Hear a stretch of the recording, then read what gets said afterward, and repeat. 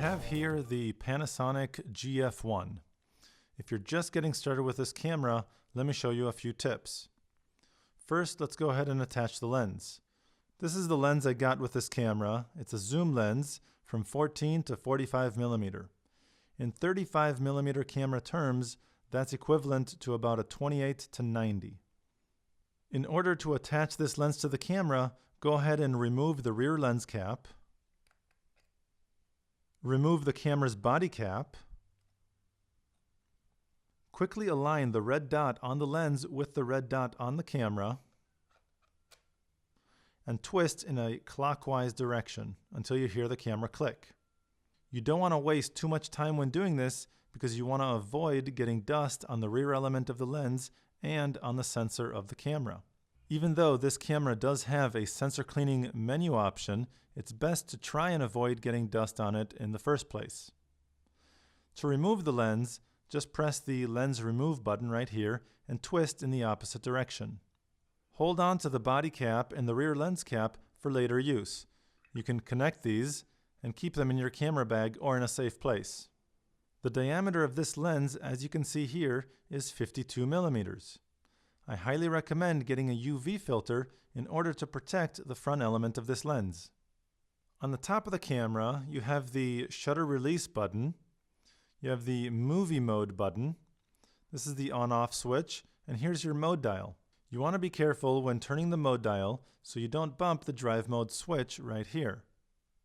You can use this drive mode switch to set the timer function, for example. This is the camera's hot shoe.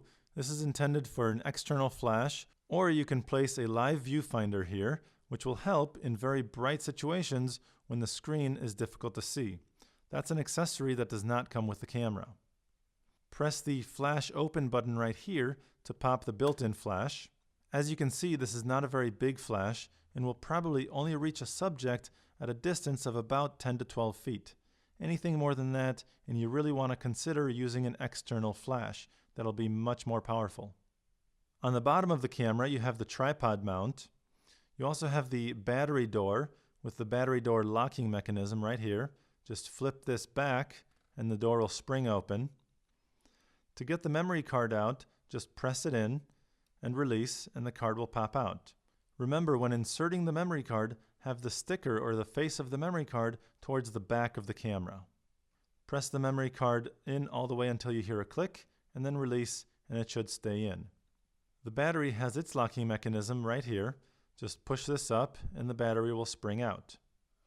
This is a lithium-ion battery that lasts a very long time, and you should have no problem shooting about 200 to 250 pictures very easily.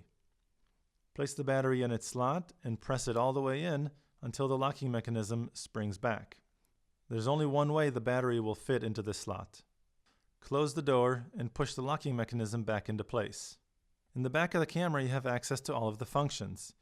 Here you have the rear dial. You can roll this dial or press it in like a button.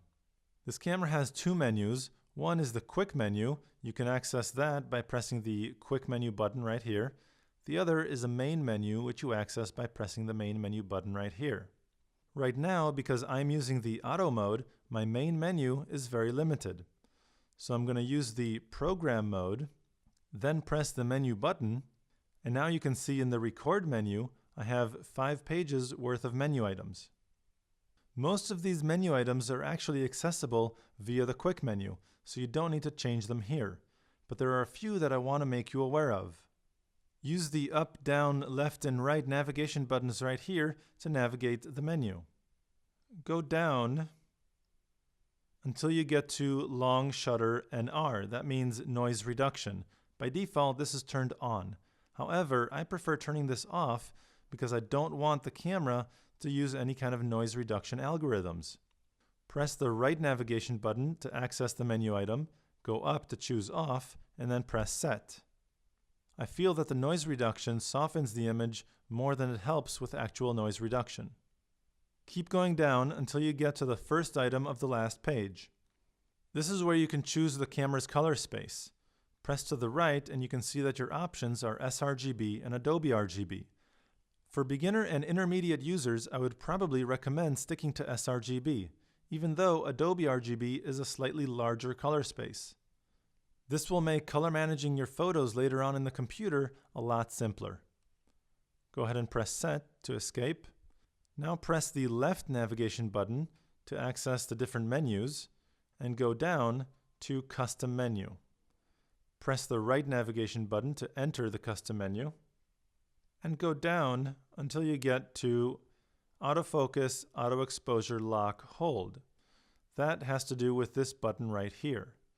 I recommend turning this menu on. You can see why in the Panorama Scene movie. Press to the right, go down to turn it on, and then press Set. Keep going down until you get to Focus Priority. It's the first item on page 3. This by default is turned on. You can leave it on, but you should know what this means.